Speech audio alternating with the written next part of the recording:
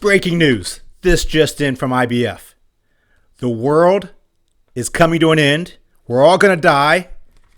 And you didn't get that forecast right. So what are we going to do about it? Let's get started.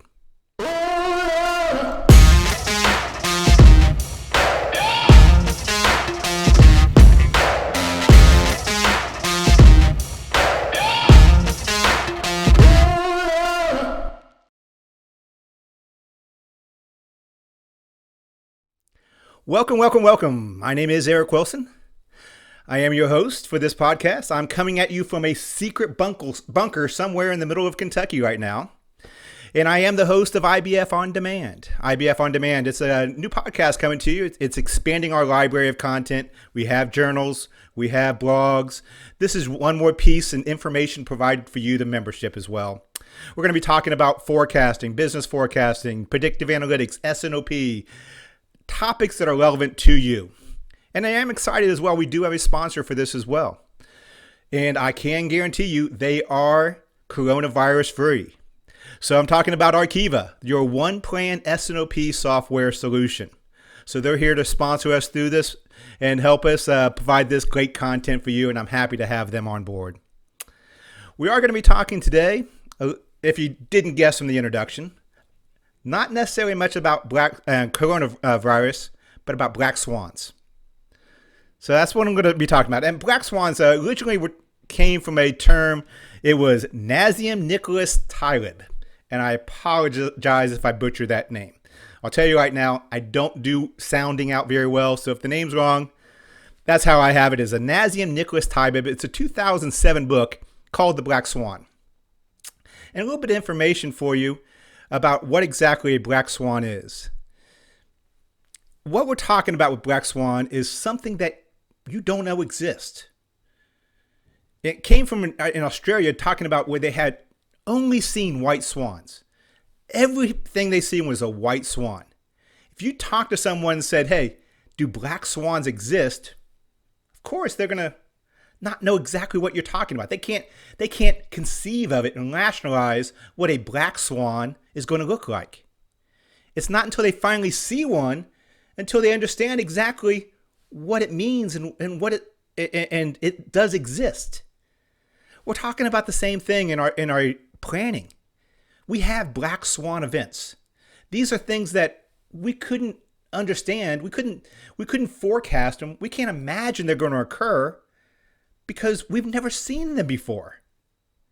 And right now, where I'm recording this, we're living through one of those events. And that's exactly what we're talking about now with these black swans. How do we forecast them? How do we prepare for them? Is there a way to understand them?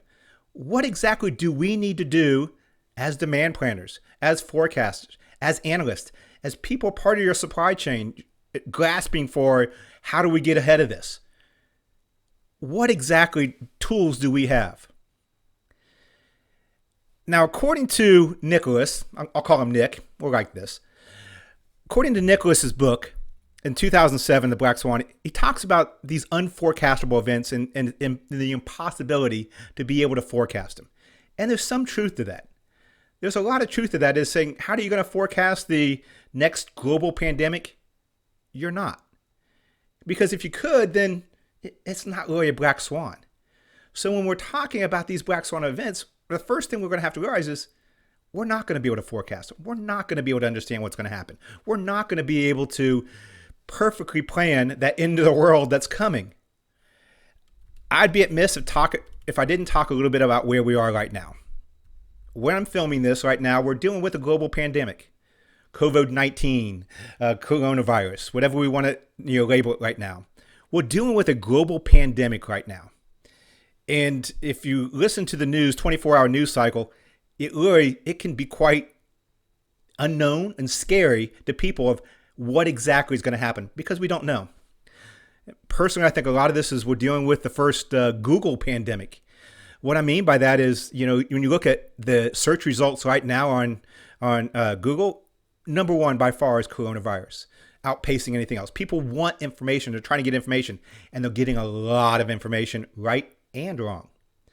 So when you're looking at this, when you're looking at news, they try to keep pace with that. because they don't want you to turn off their TV and turn on the internet. So they're really trying to keep pace with that and giving you this information right and wrong. All that aside, what we're dealing with is the unknown. And that's feeding fear. That's feeding this cycle we're living in right now. But there's a lot of underlying concerns with it as well. It's going to impact millions before we're done with it. That's a fact. And when you're looking at from a business perspective, it's going to impact us. If it already hasn't, it guaranteed will. It's going to have a major impact on supply chains. A lot of these companies that contract manufacturing and getting from China where it first hit, you're going to see that impact directly in your companies. You're going to have to start looking at second sources. You're going to have to, when they open up ports, how do you get this influx of items that's coming into the port? There's going to be a backlog right out of the gate. I know one company, for example, they ordered last October. They placed orders for spring merchandise because they wanted to get ahead of Chinese New Year. Because every year they have the same problem with Chinese New Year. And if you deal with China, you understand. They shut down for 3 to 4 weeks and they're not shipping. So, and then you really have to prioritize if you're not one of these larger companies to be able to get in line to get stuff out of China either before or right after Chinese New Year's opens up and is done. So they prioritized, and in October they got orders in. It's now going to be till after May before they get these products in. And as I said, these were spring merchandise that they're dealing with. They're going to miss their season. It's going to take an impact. And they're not alone. There's a lot of companies dealing with this in the supply chain. And the full impact of that is yet to be realized. There's also going to be a major financial hit as well. Markets are, squeamish right now. You're seeing we just hit another bear market. We're going to see, if you look at statistically, when we hit these bear markets, you're looking at 13 months before we come out. Maybe not. Now, I'll preface it I'm a forecaster as well, so chances are I'm wrong. But I'm just telling you what the averages are. What the probabilities are is we're going to see a 13-month before you start seeing recovery from this. That's statistics. That's the averages that we're looking at. There's other people saying that we could see, an upturn in, third or fourth quarter. Either way, you're looking at the first and second quarter. This is going to have a severe impact on financials. Banks are going to start maybe struggling with liquidity unless you see, intervention happen. They're going to start seeing liquidity problems because people are looking to be able to fund this downturn in the economy. Other companies are small businesses, medium-sized, large business. Oil is taking a hit right now. So that's impacting the banks as well. So you're going to see liquidity problems from the banks. So you're looking at the liquidity problems, the bank problems. You're looking at financial problems. You look at putting all these pieces together. Financially, we're going to see a big hit. We're talking trillions of dollars.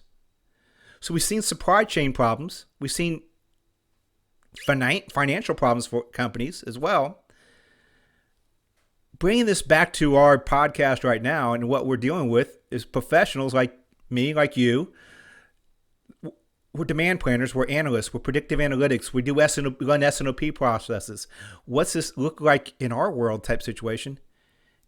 It's definitely going to have an impact on the consumer. There's no way around that. It will impact our consumers.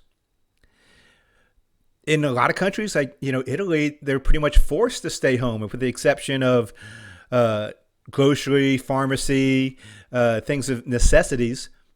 You're not seeing retail businesses occur there anymore. But even if that's less draconian in some of the Western states, where it's optional that they recommend we don't have, those types of quarantines, people naturally will start staying home. You're gonna see definite downturn in consumer spending. Not only because consumer sentiment, the VEX are looking at volatility, but you're looking at consumer sentiments as well. They're off the scale as far as is negatively.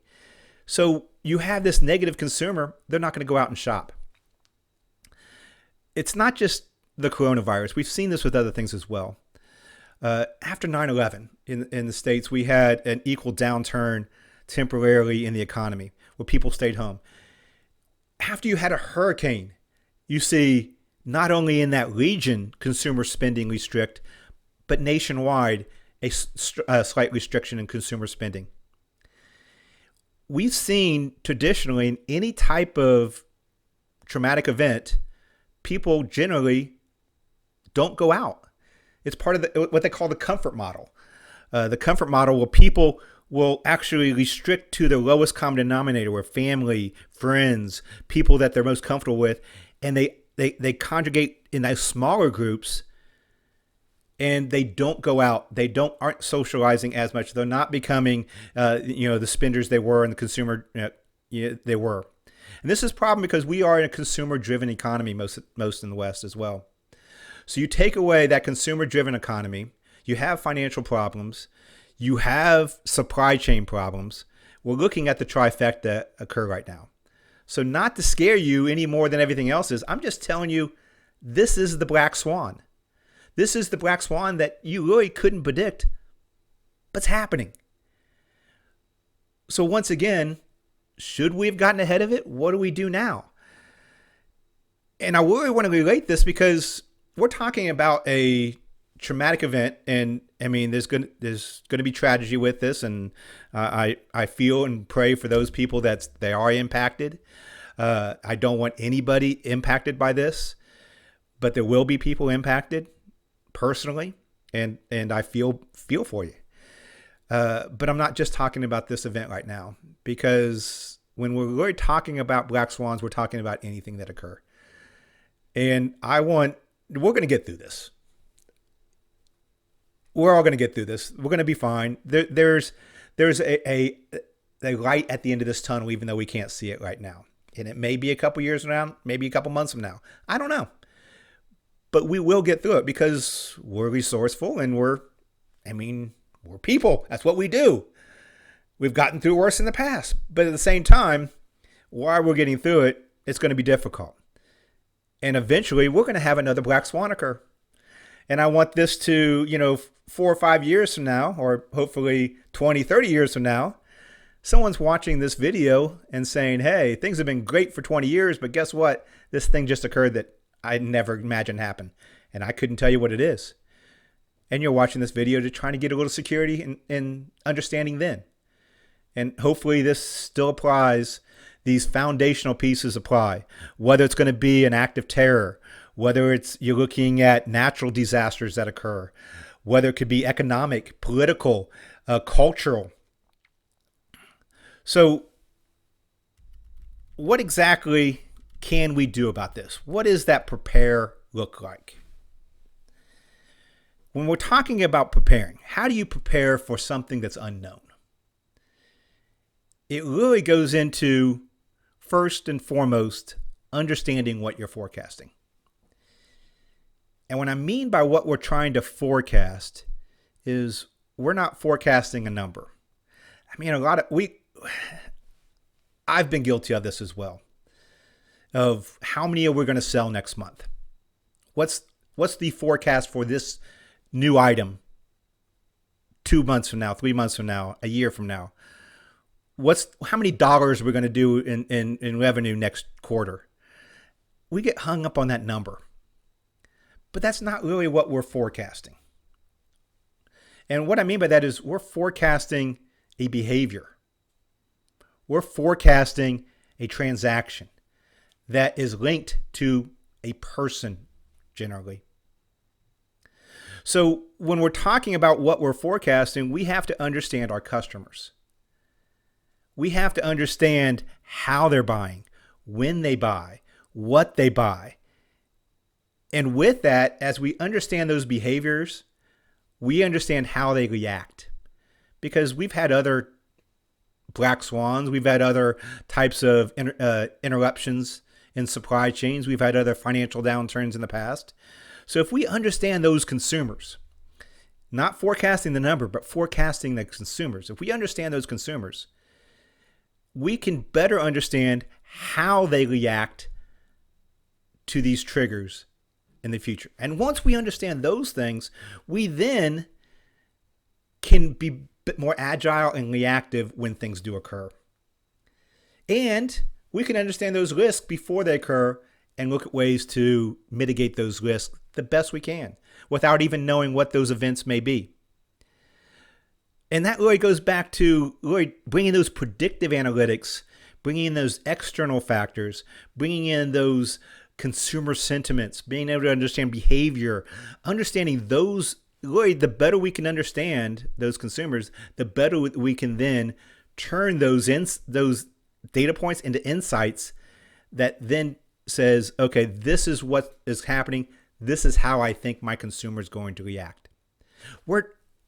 I should say up front, we're preparing.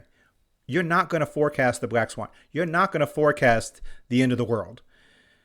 But we can understand how we react to those things and how the consumer reacts to those things. And some things to think about when we're talking about that consumer is, what are the key selling season? I mentioned the one company that said, hey, we ordered for the spring season back in October. They're going to miss a selling season. And that selling season doesn't come back. I was in a mattress industry for 10 years, and for some reason in the States, presidents somehow end up selling mattresses, meaning we have a President's Day every year, and they have mattress sales, and people generally have been conditioned over years to go during President's Day week and buy mattresses. And that wasn't really pent-up demand. If you missed that selling season, people would wait generally the next year.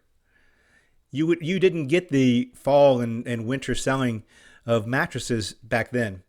So you had a unique selling season, and that's just one example. Most companies really can understand what their seasonality is, but it's more than seasonality, it's what a true selling season may be for them. Because that selling season doesn't generate pent-up demand when you don't get it then. It generally goes away, and you miss out on those sales. So you have to understand as consumers' buying behavior and say, okay, when do they buy? And if they don't buy then, would they buy some other time? So you need to understand those aspects of the consumer. You also need to understand what type of product and how they are receiving it, the why they are buying as well. Is it a staple or discretionary income that's really deciding if they're going to be buying your product? Because the other side of it too, because you have to understand, during these traumatic events, there's winners. As ugly as that says, you can say there's winners during this. There's a lot of staples. Right now, in the States, we have shortages of toilet paper because of the coronavirus. I'm not quite sure why people are making a run on toilet paper. It's not going to be much good if they're sitting at home without food. But there's a run on toilet paper. There's shelves empty. People stockpiling toilet paper. Okay, I think it's just a mob mentality that created itself. That's beside the point. It's still a staple product. And that staple product has seen a surge. So when you're looking at your customer, potentially, is it something that is a staple that would increase the sales? Another great example of this. During hurricanes, do you know what the number one item people generally buy is down in those areas? PopTarts. And not just any PopTarts. Generally, it's the strawberry PopTarts. It's the ones that you remember as your child. It's the comfort food PopTarts. So guess what they do when a hurricane's coming to an area in Florida, the coast here, East Coast of the United States? Stores are going to put end caps of strawberry Pop-Tarts. They've learned this over time. It's a staple item that's generally bought when there's impeding type of disasters that occur. So understanding those consumers, understanding what they buy during certain unforecastable events allows them to react very quickly and be able to get ahead of it and be able to maximize the potential up front during these events. So I hate to say winners, but there is different consumers that will behave in buying more of your product during times like this as well. But there is the flip side of that. there's the discretionary spending. We talked in nauseam about the financial impacts that's going to be occurring. And there's most likely, we're going in to the economy very strong. Unemployment's at all-time lows across the board. But string this out for a year, it may have an impact. And even then, with the comfort model, when you're looking at this, people not spending like they used to, consumer spending is going to be strict, especially discretionary spending. So if it's a large item that really is based on whether they're going to get the toilet paper or get a new car, right now the toilet paper is going to win. So you have to understand your consumer and exactly how they buy, not only when they buy, but how they buy as well. You have to understand where they buy. And what I mean by this is the channels as well. Right now, I think the thing that's going to be the biggest impact to our economy right now is, despite everything you hear about Amazon and online and omni-channel, and a lot of it we talk about here as well, despite all of that, in reality, 80% of transactions right now are face-to-face. One person to another person. And if we're talking social distancing and that doesn't occur anymore, either by mandate or self-discretion, then we're looking at the possibility of a lot of companies looking at those channels that they rely on for sales not occurring. So you have to understand where they purchase. Is your consumer really, is it really in the hospitality? If you're looking at, a service industry, how your consumer consumes your good and where they consume your good? Or is it really, are you an omni-channel business? If you're an omni-channel business, is it that same consumer? What do they do and how do they do things? So where are they going to be going? And you will see more and more going online during this time. And are you prepared for that? Do you have the infrastructure to be able to take care of that? And are you forecasting the right distribution then of that mix change to an online customer? But it really goes back to understanding that consumer, understanding the who, understanding the what, where type situation, the when, asking those general questions about who your customer is. Because those are the important things to understand. Because if we get to that, then we can better be able to react to these unknown events. The other thing we have to understand, we can't be blind to, is this is a company problem generally. There's a supply chain that's probably in a lot more stress than you are trying to find goods and bringing goods in. Because their job, number one, is to have that product at the right place at the right time in the right amount. And they are struggling to try to meet that. And some are doing a fantastic job with not knowing how, but being able to, think of creative ways of being able to meet their customer needs the best way they can still. But there's going to be disruptions. There's going to be supply chain problems. There's going to be company problems. You may see it in media spend. Okay, if we're looking at lines of credits, looking at different covenants that might be in struggle at a company because of what we see as far as our debt and things of that sort. If those things have become a concern, I'll guarantee one of the things that's going to start getting hit is marketing dollars. I'm already hearing it. I'm already hearing companies starting to restrict their marketing spend. So when you start seeing that marketing spend down, what impacts are going to have on your company when you're already seeing a consumer slow down as well? Is it a double impact? Is it really just riding the wave and it's not going to impact it, but there's going to be some kind of impact? There's things what I'm trying to say, I'm probably doing a horrible job saying it, but what I'm trying to say now is there's things the company does that does impact your forecast, whether it be we don't have the product because we ordered it last October and it never came here. You need to kind of understand that in the forecasting. If it's, hey, we can't get, this lane truck, there's a logistics issue, so we're not going to have inventory in this area. You need to understand that. If it could be marketing saying, hey, we're going to stop all digital media because we have to really find dollars, and this is the first place we're going to look at, you need to understand those things.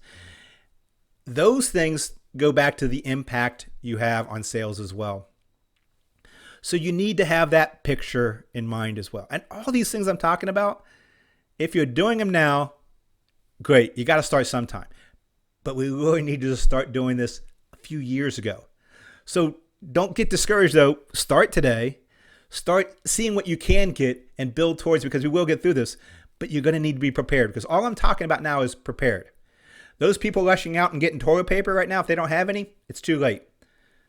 I'm in my secret bunker here in Kentucky. Don't worry, I have toilet paper among a lot of other supplies.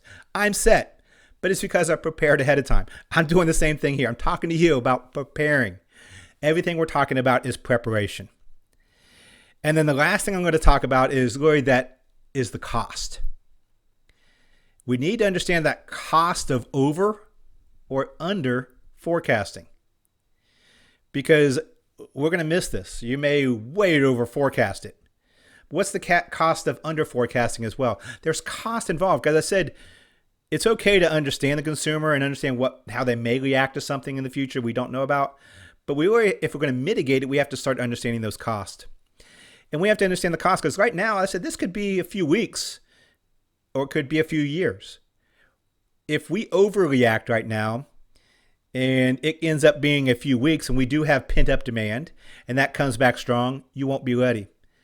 If you underreact right now, and you aren't react enough, you can end up heavy in inventory, tying up cash, and causing even more problems during a downturn. So you really need to understand that cost of over and under forecasting. That's one of the hardest things to get to, and one of the questions I get a lot. And we as demand planners, forecasters, as part of the business, really need to work on collaboratively with other functions to really start understanding what that means. Because when you understand that, it helps the company make decisions.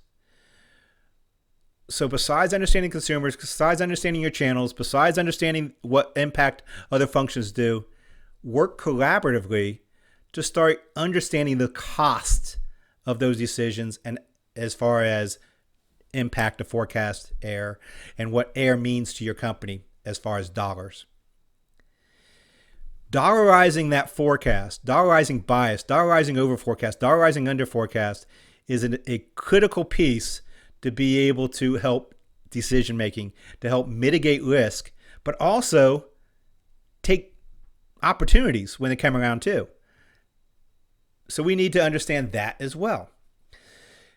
IBF.org actually has a great worksheet. I highly recommend. If you haven't been to the site, obviously go to the site. But they have actually a worksheet that Dr. Jane helped put together that talks about those costs. You can fill in exactly what your revenue is, what your inventory is, all the different financial pieces. And then it will actually help calculate what that over forecast and under forecast cost you as an organization. It's a great benchmark. It's a great tool.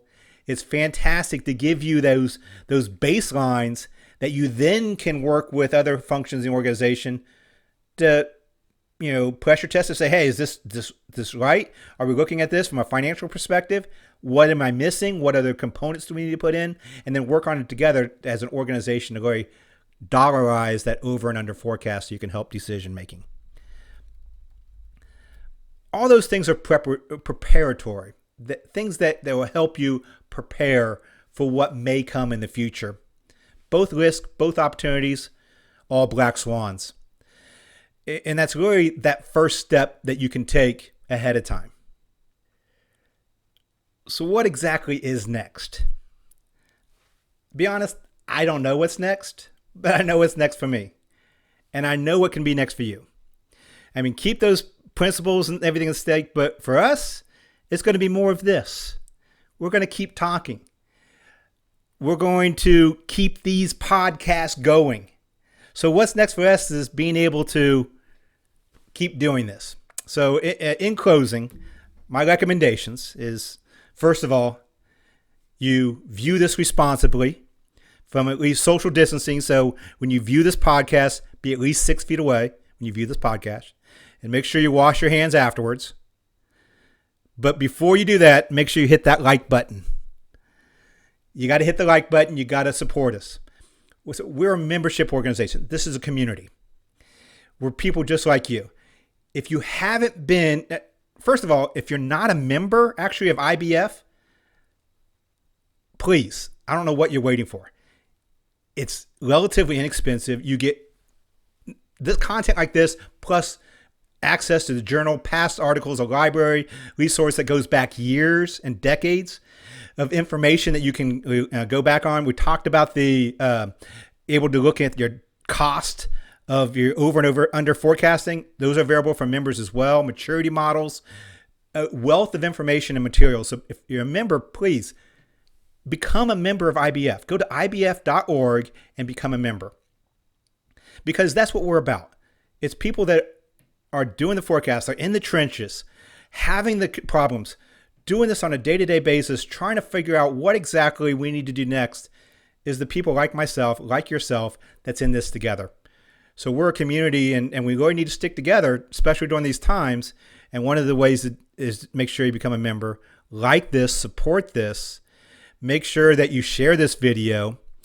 We're going to continue to do them. We're going to continue to talk to people like you, bring in thought leaders and talk on these as well.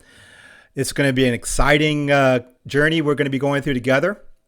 We're thankful that Arkiva, your S&OP software solution, more than that, demand, supply, inventory, segmentation. It's a complete package, everything you need to know and do in a software solution. I'm happy Arkiva's on board. Thank you for sponsoring. I'm happy you're on board and watched all the way through the end now. So I will see you in the next podcast, and thank you very much. And don't forget, wash your hands.